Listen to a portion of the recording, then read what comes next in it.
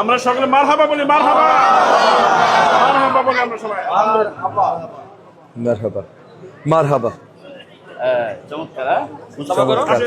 আলহামদুলিল্লাহ দোয়া রাখছি তোমার জন্য বাবা। মাশাআল্লাহ। আসসালামু আলাইকুম ওয়া রাহমাতুল্লাহি ওয়া বারাকাতুহু। আমার নাম ববি হাজ্জাজ। আমি আশা করছি আপনারা ইতিমধ্যে আমার নামের সাথে একটু হলেও পরিচিত। ইমাম মহোদয়, খতিব মহোদয় সকলকে, মুয়াজ্জিন মহোদয় সকলকে ধন্যবাদ জানাই আজকের এই প্রোগ্রামের জন্য। স্পেশালি আমাদের সভাপতি মহোদয় আছেন এবং কমিটির সকলকে আমি ধন্যবাদ জানাই, কারণ উনাদের অবদানেই আসলে এই মহৎ আপনার লক্ষ্যতে কাজ করে যাচ্ছে এই প্রতিষ্ঠান, যেখানে আমরা নতুন আমাদের সন্তানদের হাফেজিয়া জ্ঞান প্রদান করছি, তারা হাফেজ হচ্ছে এবং আজকে এক ব্যাচ গ্র্যাজুয়েট করবে পাগড়ি পরে।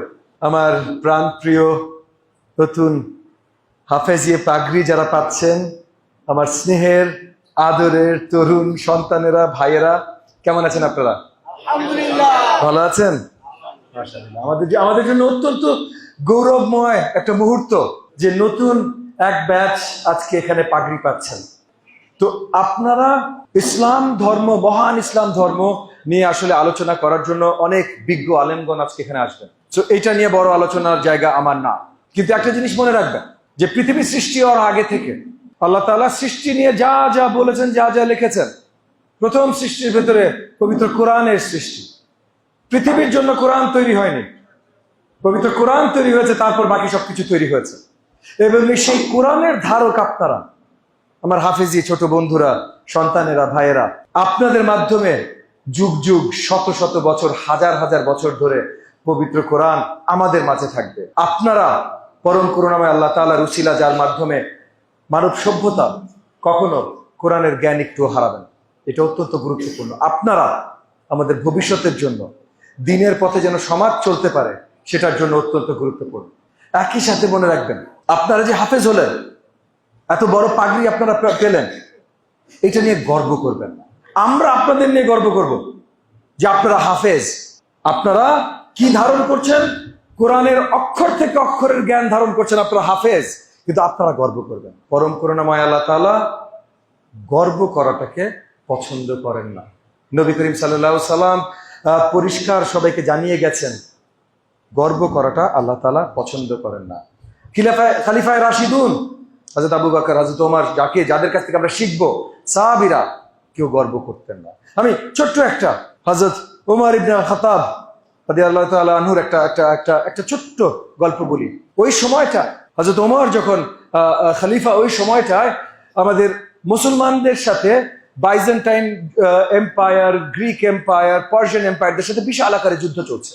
এই যুদ্ধগুলোর সব এক নম্বর সেনাপতি ছিলেন খালিদ ইবনে আল ওয়ালিদ।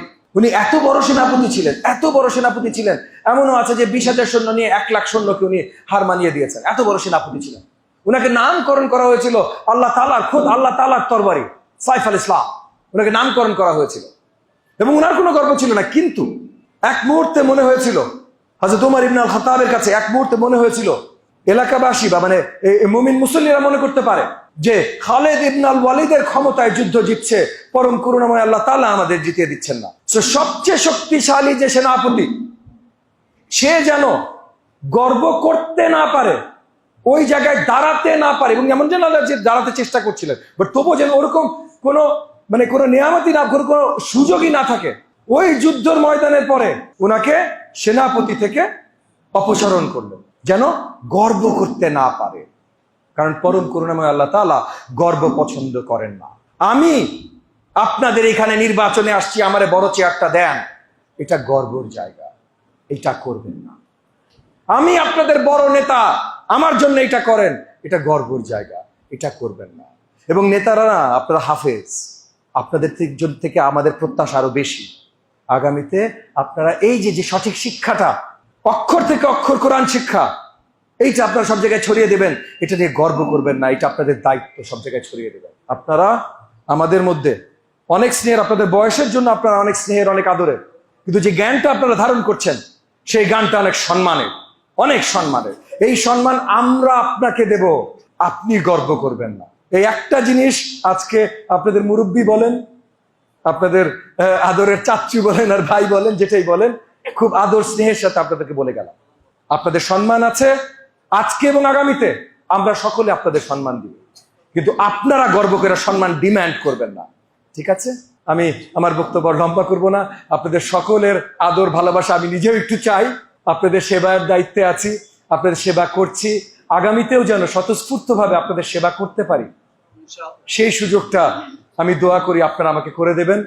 সবকিছু দেওয়ার ক্ষমতা আছে পরম করুণাময় আল্লাহ তাআলার, কিন্তু আল্লাহ তাআলা তখনই আমাকে তৌফিক দান করবেন কিছু করবার, যখন আপনারা সকলে আল্লাহ তাআলার কাছে হাত তুলে আমার জন্য দোয়া চাইবেন, আপনারা সকলে আমার জন্য কিছু করবেন। তাই আপনাদের সকলের দোয়া চেয়ে, এবং আমাদের আজকে যারা আমাদের গর্ব, আমাদের হাফেজ তরুণরা যারা আজকে পাগড়ি পাচ্ছেন, তাদেরকে আবার আমার ভালোবাসা, স্নেহ, আদর এবং ধন্যবাদ জানিয়ে আমি আমার বক্তব্য শেষ করছি। আসসালামু আলাইকুম ওয়া রাহমাতুল্লাহি ওয়া বারাকাতুহু।